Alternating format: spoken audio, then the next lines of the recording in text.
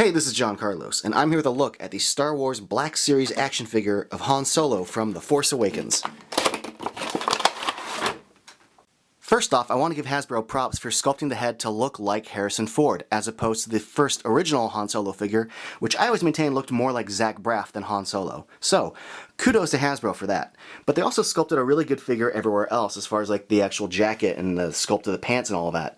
Really, really solid details within this figure. Look, just the way the pants wrinkle, the sculpt of the boots look really good, and then the brown paint over those boots makes the boots read really well. But just like the wrinkling of his shirt and the way it kind of bunches right there at the stomach a bit, it's a good natural wrinkle to the shirt. Good sculpting. Now the texture of this jacket is like a rubbery kind of plastic, which adds to the leather-like illusion of it. But the sculpt of the way it kind of bunches in the back, the wrinkling of the plastic sleeves looks really, really good. Hasbro does a good job of sculpting fabric.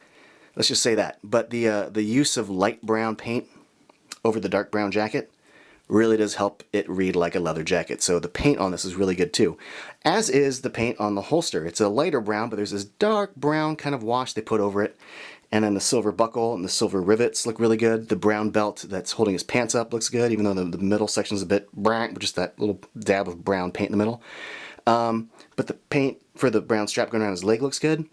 Overall, the paint on this figure, as far as like the body goes, really solid work. And then you get to the head, which I think has pretty solid paint as far as eyebrows and eyeballs go. But look at that sculpt. They really did capture like his cheeks and his mouth lines, the nose.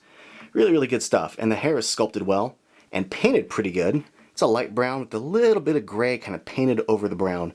Reads a little weird, but whatever. I think the sculpt is so good, I don't care about that.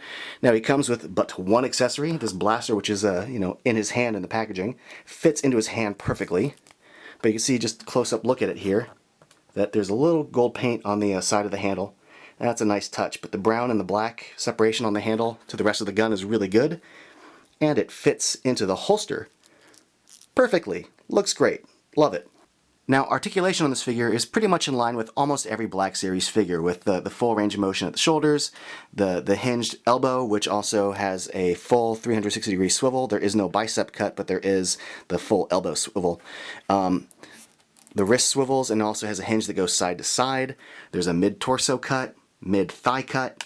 You got the double knee joint, and then you got the hinge that goes forward and back at the ankles, and the swivel at the ankles, and the double head joint with the basic bottom neck joint, and the top of the joint has a ball that plugs into the head.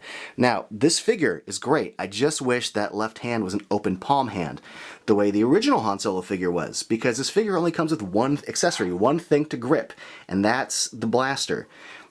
He's got no other thing to grip, so I don't know why he has a grip hand. It'd be cooler if he just had the open palm. Despite that complaint, I love this figure. I just love the sculpt. I think they did a great job capturing Harrison Ford's likeness. They capture his presence of Han Solo. I just think this is a great Han Solo figure. Thanks for watching.